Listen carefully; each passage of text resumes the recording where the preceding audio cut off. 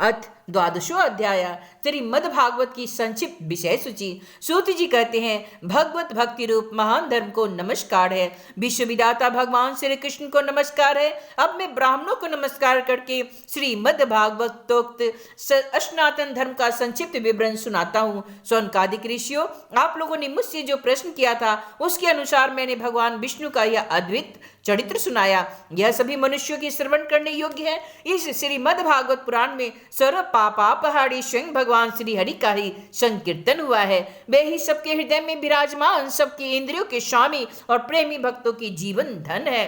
इस श्रीमद् भागवत पुराण में परम रहस्य में अत्यंत गोपनीय ब्रह्म तत्व का वर्णन हुआ है। उस ब्रह्म में भी इस जगत की उत्पत्ति, स्थिति और प्रलय की प्रतीति होती है। इस पुराण में उसी ब्रह्म तत्व का अनुभवात्मक ज्ञान और उसकी प्राप्ति के साधनों का स्पष्ट निर्देश है। सौनक जी, इस महापुराण के प्रथम स्कंद में भक्ति योग का भली भांति निरूपण हुआ है और साथ ही भक्ति योग से उत्पन्न एवं उसको स्थिर रखने वाले वैराग्य का भी वर्णन किया गया है। परीक्षित की कथा और व्यास नारद संवाद के प्रसंग से नारद चरित्र भी कहा गया है।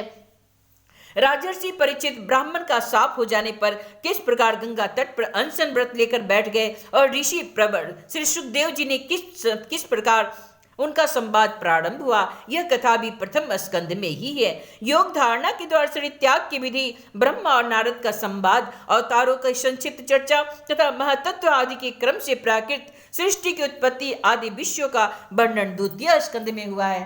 तृतीय स्कंद में पहले विदुर जी और उद्धव जी के, तदंतर विदुर जी तथा मैत्रेय जी के समागम का और संवाद का प्रसंग है। इसके पश्चात पुराण संहिता के विषय में प्रश्न है और फिर प्रलय काल में परमात्मा किस प्रकार स्थित रहते हैं उसका निरूपण किया गया है। गुणों के क्षोभ से प्राकृतिक सृष्टि और महतत्व आदि 7 प्रकृति विकृतियों के द्वारा कार्य सृष्टि का वर्णन है। इसके बाद ब्रह्मांड की उत्पत्ति और उसमें विराट पुरुष की स्थिति का स्वरूप समझाया गया है। तदंतर स्थूल और सूक्ष्म काल का स्वरूप, लोकपद की उत्पत्ति, प्रलय समुद्र से पृथ्वी का उद्धार करते समय 12 भगवान के द्वारा हिरण्याक्ष का वध, देवता पशु पक्षी और मनुष्यों की सृष्टि एवं रुद्रों की उत्पत्ति का प्रसंग है। इसके पश्चात उस अर्धनारी नर के स्वरूप का विवेचन है जिसकी स्वाम्भु मनु और स्त्रियों की अत्यंत उत्तम आधा प्रकृति शत्रुपा का जन्म हुआ। कर्दम प्रजापति का चरित्र, उनसे मुनि पत्नियों का जन्म, महात्मा भगवान कपिल का अवतार और फिर कपिल देव तथा उनकी माता देवहूति की संवाद का प्रसंग आता है। चौथे स्कंद में मरीचि आदि 9 प्रजापतियों की उत्पत्ति, दक्ष यज्ञ का विध्वंस, राजर्षि ध्रुव एवं पृथ्वी का चरित्र और प्राचीन बढ़ी और नारद जी के संवाद का वर्णन है। 5वें स्कंद में प्रियव्रत का उपाख्यान, नाभि ऋषभ और भरत के चरित्र, द्वीप वर्ष समुद्र पर्वत और नदियों का वर्णन, ज्योतिष चक्र के विस्तार एवं पाताल तथा नरकों की स्थिति का निरूपण हुआ है। सौनकादिक ऋषियों, 6ठे स्कंद में ये विषय आए हैं। परिचिताओं में दक्ष की उत्पत्ति, दक्ष पितरों की संतान, देवता, असुर, मनुष्य, पशु, पर्वत और पक्षियों का जन्म, कर्म, वित्रासुर की उत्पत्ति और उसकी परम गति अब 7वें स्कंद के विषय में बतलाए जाते हैं। इस स्कंद में मुख्यतः दैत्यराज हिरण्यकशिपु और हिरण्याक्ष की जन्म, कर्म एवं दैत्य शिरोमणि महात्मा प्रहलाद के उत्कृष्ट चरित्र का निरूपण है। 8वें स्कंद में मनवंतरों की कथा, गजेंद्र मोक्ष, विभिन्न मनवंतरों में होने वाले जगदीश्वर भगवान विष्णु के अवतार, कुर्मत्स्य, वामन, धन्वंतरी, हयग्रीव आदि अमृत प्राप्ति के लिए देवताओं और दैत्यों का समुद्र मंथन, देवासुर संग्राम आदि विषयों का वर्णन है।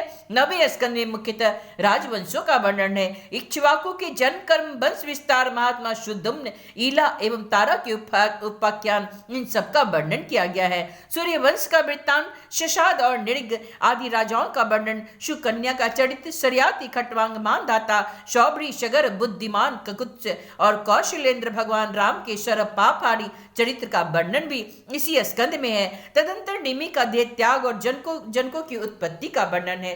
भृगु वंश शिरोमणि परशुराम जी का क्षत्रिय संहार, चंद्रवंशी, नरपति, पुरुरवा, ययाति, नहुस, दुष्यंत, नंदन, भरत, शंतनु और उनके पुत्र भीष्म आदि की संक्षिप्त कथाएं भी 9वें स्कंद में ही है। सबके अंत में ययाति के बड़े लड़के यदु का वंश विस्तार कहा गया है।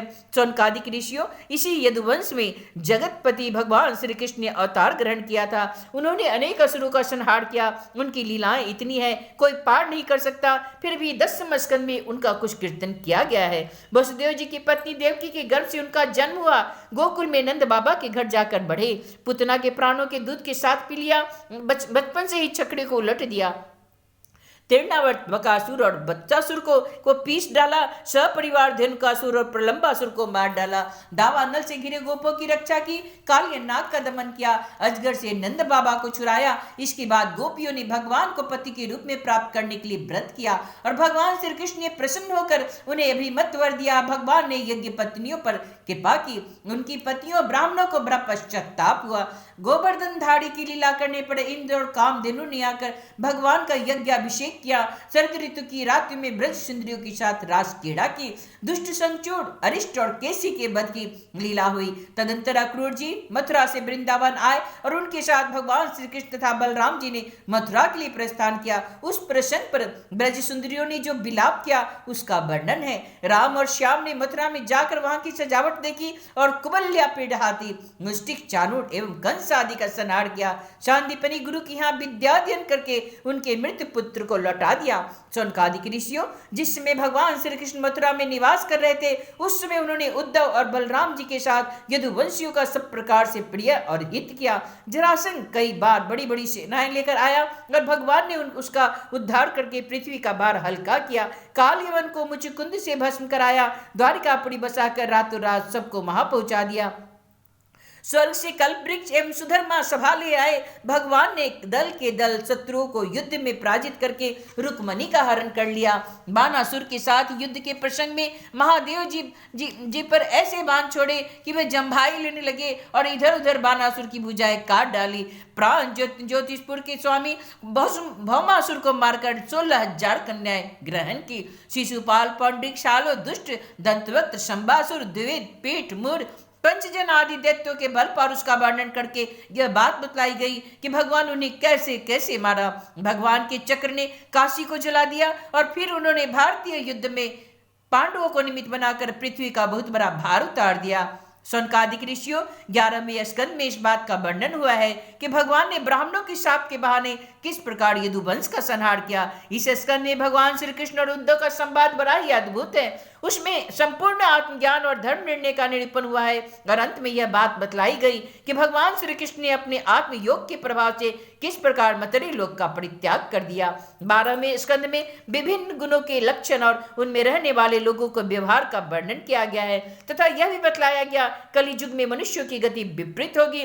4 प्रकार के प्रलय और 3 प्रकार की उत्पत्ति का वर्णन भी इसी स्कंद में है। इसके बाद परम ज्ञानी राजर्षि परीक्षित के शरीर त्याग की बात कही गई। तदंतर वेदों की शाखा विभाजन का प्रसंग आया।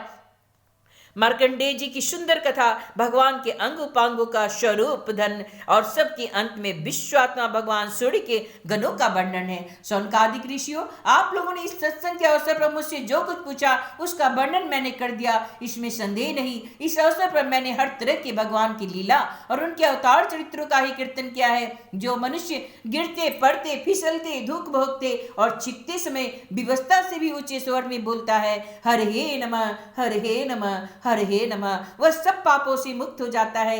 यदि देश, काल एवं वस्तु से अपरिच्छिन्न भगवान श्री कृष्ण के नाम, लीला, गुण आदि का संकीर्तन किया जाए अथवा उनके प्रभाव, महिमा आदि का श्रवण किया जाए तो वे स्वयं ही हृदय में आ विराजते हैं और श्रवण तथा कीर्तन करने वाले पुरुष के सारे दुख मिटा देते हैं। ठीक वैसे ही जैसे सूर्य अंधकार को और आंधी बादलों को तितर बितर कर देती है, जिस वाणी के द्वारा घट घट वासी अविनाशी भगवान के नाम, लीला, गुण आदि का उच्चारण नहीं होता, वह वाणी भावपूर्ण होने पर भी निरर्थक है, सारहीन है, सुंदर होने पर भी असुंदर है और उत्तमोत्तम विषयों का प्रतिपादन करने वाली होने पर भी असत्य कथा है। जो वाणी वचन भगवान के गुण से परिपूर्ण होते हैं वे ही परम पावन है, वे ही मंगलमय है और वे ही परम सत्य है। जिस वचन के द्वारा भगवान के परम पवित्र यश का गान होता है वही परम रमणीय है, रुचिकर एवं प्रति क्षण नया नया जान पड़ता है। उससे अनंत काल तक मन की परमानंद अनुभूति होती रहती है। मनुष्य का सारा शोक, चाहे वह समुद्र के समान लंबा और गहरा ही क्यों न हो, उस वचन के प्रभाव से सदा के लिए ही सूख जाता है। जिस वाणी से, चाहे वह रस, भाव, अलंकार आदि से युक्त ही क्यों न हो, जगत को पवित्र करने वाले भगवान श्री कृष्ण के यश का कभी गान नहीं होता, वह तो कौवे के लिए भी उच्छिष्ट, फेंकने के स्थान के समान ही त्याज्य है, अत्यंत अपवित्र है। मानसरोवर निवासी हंस तथा ब्रह्म धाम में विहार करने वाले भगवत चरणार बिंद्रासित परमहंस भक्त उसका कभी सेवन नहीं करते। निर्मल हृदय वाले साधु जन तो वहां निवास करते हैं जहां भगवान रहते हैं। इसके विपरीत जिसमें सुंदर रचना भी नहीं है और जो व्याकरण आदि की दृष्टि से दूषित शब्दों से भी युक्त है, परंतु जिसके प्रत्येक श्लोक में भगवान के सुयश सूचक नाम जड़े हुए हैं, वह वाणी लोगों की सारे पापों को नष्ट कर देती है। क्योंकि सत्पुरुष ऐसी ही वाणी का श्रवण, गान और कीर्तन किया करते हैं। वह निर्मल ज्ञान भी जो मोक्ष की प्राप्ति का साक्षात साधन है, यदि भगवान की भक्ति से रहित है तो उसकी उतनी शोभा नहीं। फिर तो कर्म भगवान को अर्पण जो किया गया है, वह चाहे कितना ही ऊंचा क्यों न हो, सर्वदा अमंगल रूप है, दुख देने वाला है। वह तो शोभन वर्णीय हो ही कैसे सकता है। वर्णाश्रम के अनुकूल आचरण, तपस्या और अध्ययन का आदि के लिए जो बहुत बड़ा परिश्रम किया जाता है, उसका फल है केवल यश अथवा लक्ष्मी की प्राप्ति। परंतु भगवान के गुण, लीला, नाम आदि का श्रवण, कीर्तन आदि तो उनके श्री चरण कमलों की अविचल स्मृति प्रदान करता है। भगवान श्री कृष्ण के चरण कमलों को अविचल स्मृति सारे पाप, ताप और अमंगलों को नष्ट कर देती है और परम शांति का विस्तार करती है। उसी के द्वारा अंतःकरण शुद्ध हो जाता है, भगवान की भक्ति प्राप्त होती है एवं परम वैराग्य से युक्त भगवान के स्वरूप का ज्ञान तथा अनुभव प्राप्त होता है। शौनक जी, शौनकादिक ऋषियों, आप लोग बड़े भाग्यवान हैं, धन्य है, धन्य है, क्योंकि आप लोग बड़े प्रेम से निरंतर अपने हृदय में सर्वांतर्यामी, सर्वात्मा, सर्वशक्तिमान आदि देव, सबके आराध्य देव एवं स्वयं दूसरे आराध्य देव से रहित नारायण भगवान को स्थापित करके भजन करते रहते हैं। जिस समय राजर्षि परीक्षित अनशन करके बड़े बड़े ऋषियों की भरी सभा में सबके सामने श्री सुखदेव जी महाराज से श्रीमद् भागवत की कथा सुन रहे थे, उस समय मैं भी वहीं बैठकर मैंने भी उसी ग्रंथ की उन्हीं परम ऋषि के मुख से इस आत्म तत्व का श्रवण किया था। आप लोगों ने उसका स्मरण कराकर मुझ पर बड़ा अनुग्रह कर दिया। मैं इसके लिए आप लोगों का बड़ा ही ऋणी हूँ, आभारी हूँ। शौनकादिक ऋषियों, भगवान वासुदेव जी की एक एक लीला सर्वदा श्रवण कीर्तन करने योग्य है। मैंने इस प्रसंग में उन्हीं की महिमा का वर्णन किया जो सारी अशुभ संस्कारों को धो बहाती है। जो मनुष्य एकाग्रचित्त से एक पहर अथवा एक क्षण ही प्रतिदिन इसका कीर्तन करता है और जो श्रद्धा के साथ इसका श्रवण करता है, वह अवश्य ही शरीर सहित अपने अंतःकरण को पवित्र बना लेता है। जो पुरुष द्वादशी अथवा एकादशी के दिन इसका श्रवण करता है, वह दीर्घायु हो जाता है और जो संयम पूर्वक निराहार रहकर पाठ करता है, उसके पहले के पाप तो नष्ट हो ही जाते हैं, पाप की प्रवृत्ति भी नष्ट हो जाती है। जो मनुष्य इंद्रियों और अंतःकरण को अपने वश में करके उपवास पूर्वक पुष्कर, मथुरा आदि द्वारिका में इस पुराण संहिता का पाठ करता है, वह सारे भय से मुक्त हो जाता है। जो मनुष्य इसका श्रवण या उच्चारण करता है, उसके कीर्तन से देवता, मुनि, सिद्ध, पितर, मनु और नरपति संतुष्ट होते हैं और उसकी अभिलाषाएं पूर्ण करते ही रहते हैं।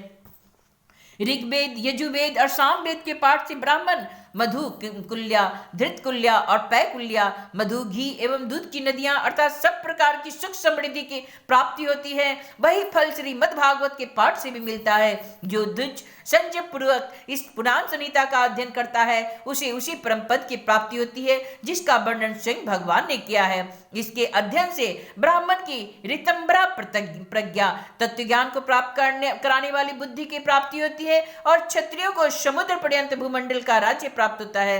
वैश्य कुबेर का पद प्राप्त करता है और शुद्ध सारे पापों से छुटकारा पा जाता है। भगवान ही सबके स्वामी है और समूह की समूह कलिमलों का ध्वंस करने वाले हैं। यो तो उनका वर्णन करने के लिए बहुत से पुराण है, परंतु उनमें सर्वत्र और निरंतर भगवान का वर्णन नहीं मिलता।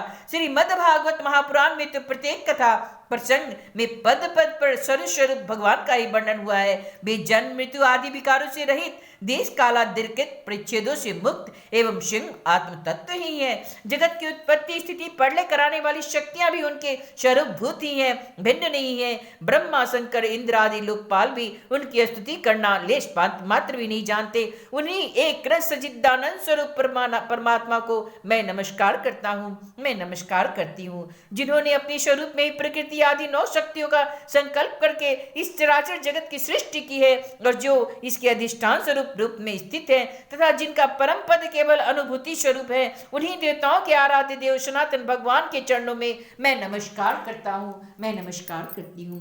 श्री सुखदेव जी महाराज अपने आत्मानंद में ही निमग्न थे। इस अखंड अद्वैत स्थिति में उनकी भेद दृष्टि सर्वथा निवृत्त हो चुकी थी, फिर भी मुरली मनोहर श्याम सुंदर की मधुमयी मंगलमयी मनोहारिणी लीलाओं ने उनकी वृत्तियों को अपनी ओर आकर्षित कर लिया और उन्होंने जगत के प्राणियों पे कृपा करके भगवत तत्व को प्रकाशित करने वाले इस महापुराण का विस्तार किया। मैं उन्हीं ईश्वर पापहारी व्यास नंदन भगवान श्री सुखदेव जी के चरणों में बारंबार नमस्कार करता हूँ, मैं नमस्कार करती हूँ। इति श्रीमद्भागवते महापुराणे परमहंस्या संहितायां द्वादश स्कंदे द्वादश स्कंदार्थ निरूपणं नाम द्वादशो अध्याय।